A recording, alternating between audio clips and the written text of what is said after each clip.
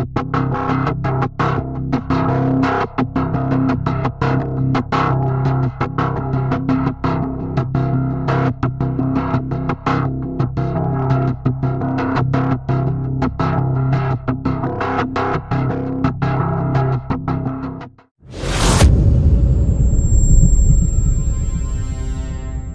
lupa nih mungkin, karena saya belajar untuk merenung, belajar untuk melihat flashback kehidupan saya atau inner child saya nih, pengalaman dari saya masih kecil.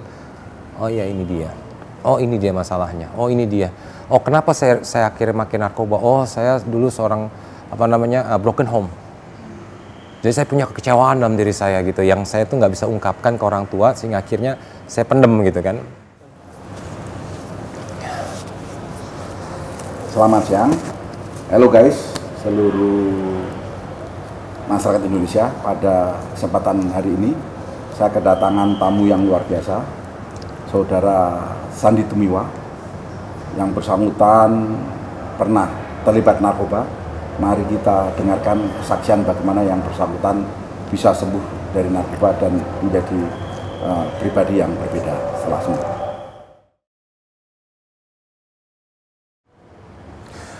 Iya, saya mengenal narkoba itu dari tahun 97 ya, zaman saya SMA.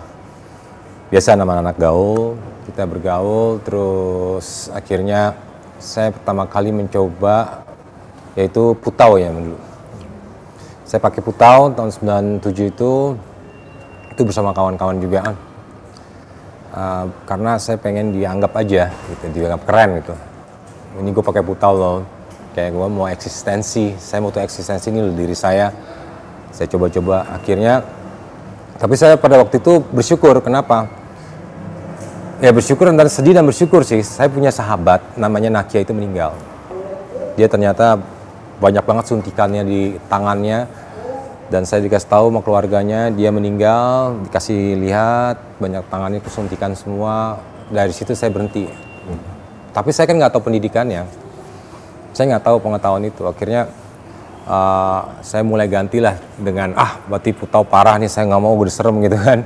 Saya sedih banget di situ beneran. Tapi saya pakai sampai bikin bikin band namanya Nakia dulu. Waktu itu sama Irma Darmawangsa, ada artis ya Irma Darmawangsa. Saya bikin band nyanyi di daerah suatu kafe kan di sana tahun 97 ya, 97-an.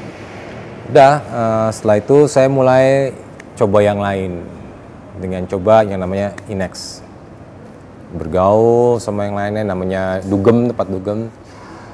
Karena kan saya nggak tahu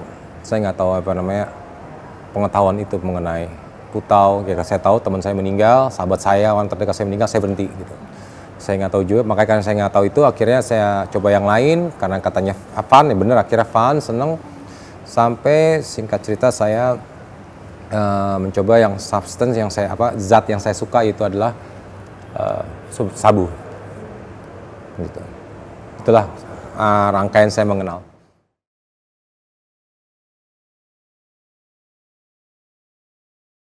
Awalnya nggak gampang, susah. Karena ya saya nggak tahu pertama kan, saya mau ngomong ke siapa. Saya sama polisi takut dulu. Apalagi sama BNN, saya takut dulu. Saya nggak ngerti soalnya. Saya kan, yang ada saya itu kayak malah jadi menjauhkan diri dari semua gitu. Bahkan saya menutup diri dengan keluarga saya. Jadi saya nggak mengetahui diri saya itu seperti itu gitu. Bahkan saya akhirnya menyangkal diri saya seperti itu gitu. Enggak, gue baik-baik aja kok gitu. Gue baik-baik aja, gue masih bisa syuting, gue masih bisa kerja. Buktinya gue lihat dong kerjaan gue banyak, ini. Tapi akhirnya ya udah, ya saya sih bersyukur ya dengan yang namanya hit the bottom.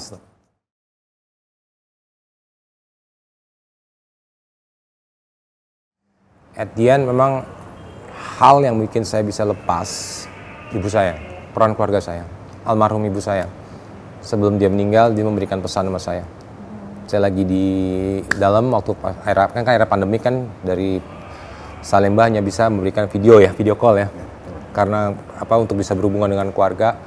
Akhirnya saya cuma bisa ngelihat di video call ibu saya lagi disiram pakai bunga. Saya nggak bisa mandiin ibu saya cuma bisa ngeliat dia di video call, itu sakit banget. Jadi hanya gara-gara sebuah sabu yang cuma mungkin 700.000, 600.000, saya kehilangan orang-orang yang saya sayangin. Tuh.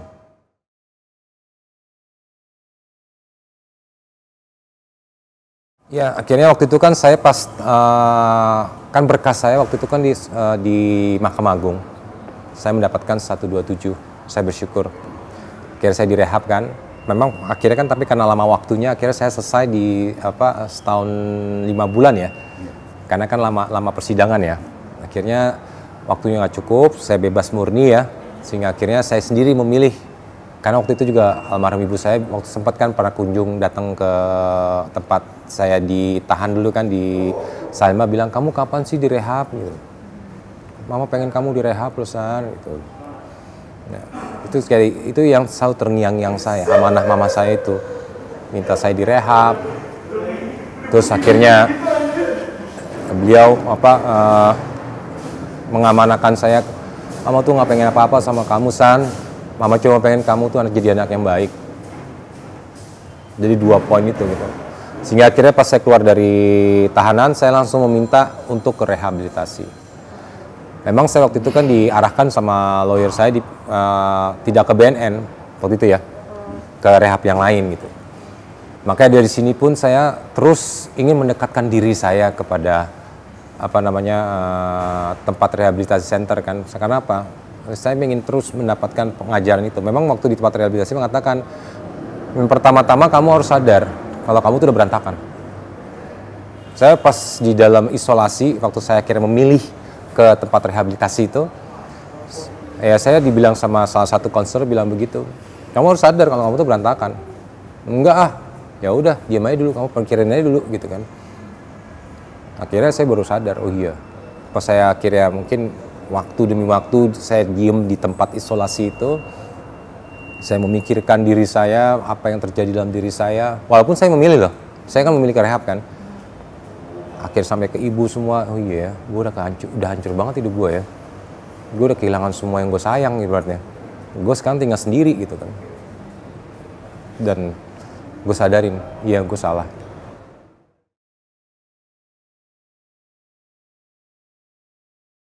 Ya intinya perbandingannya, ketika kamu make dan kita kamu nggak make, bagaimana? Karena kita kan denial, saya kan merasa denial, maksudnya nggak mungkin lah gue begini, gue masih bisa kerja, masih ini. Tapi kan secara langsung kalau kita ngeliat flashback belakang, apa yang kita dapat positifnya, apa yang kita dapat negatifnya kan. Ternyata yang saya sadarin dalam diri saya banyak banget negatifnya.